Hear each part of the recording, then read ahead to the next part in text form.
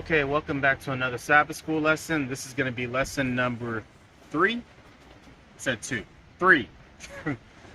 This is going to be understanding human nature. Sabbath school lesson memory verse is going to come from Genesis chapter 2 and verse 7. And it says, "And the Lord formed man of the dust of the ground and breathed into his nostrils the breath of life, and man became a living soul." So the main theme for this Sabbath school lesson is going to be what happens when people die.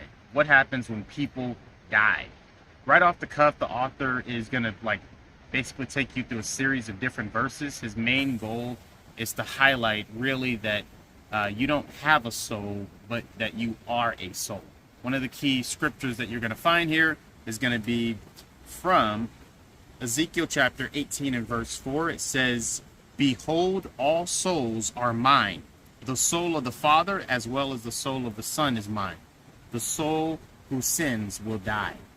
Technically, again, you are a soul. You don't have a soul. If you can think about it like this, you might have a watch on your hand.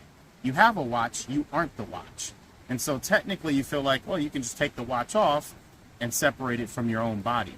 But the way it works with the soul is you can't separate your soul from your body. You are actually a soul. And one of the things that the author is going to try to piece together here for you is to combine this idea that, one, you are a soul, and what happens when you die, that the Spirit of God goes back to heaven. This is seen in Ecclesiastes chapter 12 and verse 7. It says, "Then the dust will return to the earth as it was, and the spirit will return to God who gave it." And so basically here, when a person dies, what you have is you have a body plus you have the breath of God, and that equals a soul. So a body plus the breath of God equals a soul. If you don't have a body, then it's not possible to have a soul. If you don't have the breath of God, you can't have a soul. So body plus breath of God equals the soul. And the idea here is that when the body starts to get old and you start to wear away and you end up dying, the body goes back to the ground and the breath of God goes back, or the Spirit of God goes back to God who sent it. And one of the ways to kind of remember this is when you remember Adam being created out of the dust of the ground. What's the one thing that God gave Adam that was not from the earth? That was his breath. He breathed into him the breath of life. And thus, when a person dies, that breath goes back to God. It's the one thing that was unique to God, while your anatomy, the body, was created from the ground. So the body goes back to the ground, the breath goes back to God. Now, where we have a couple of mess-ups or confusion is we think that we can actually go back to God and still be conscious, like our soul, which we already declared, you are a soul, the soul dies. But we think that when the breath goes back to God, that you're still conscious and you're there with God in heaven, for eternity. There's a couple problems with that. One of the key things that bring this out is Psalms chapter 115 and verse 17. It says, "The dead do not praise the Lord, nor do any who go down into silence." So again, this is pointing out that when a person dies, they go down basically into silence. If you have this idea that a person that dies goes off to heaven and is with God and with the angels, then they would be praising God in heaven. But here the psalmist is saying that the person that dies is not praising God. He's unconscious, he's in the ground, and he's waiting to the resurrection of Christ to come back and bring him home.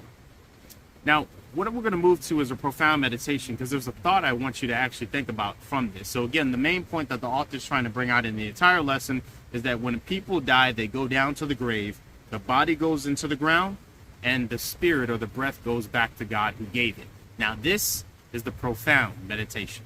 If we don't understand what happens when we die, there's a lot of confusing things that can happen, and you can be also very confused when individuals show up to you unexpectedly after you think that they died. For instance, it's a situation with one evangelist happened that his mother died, passed away, and he was sleeping in bed the next night, and all of a sudden he was visited by his mother by his bedside.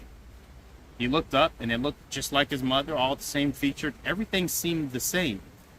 And he was tempted to start speaking to his mom, but he realized that this doesn't make any sense biblically, because when a person dies, they can't still be conscious. And so instead of saying, "Hi, Mom," he ended up saying, "Satan, you fool, get out." At that moment, the figure disappeared in the room and everything went back to normal. And this is just one of many situations that these things have happened. So when we're talking about, again, the status of death and what happens when you die, a person's body goes into the ground, the breath goes back to God who gave it. I'm Oswald, and this is Profound Meditations, Sabbath School Summary.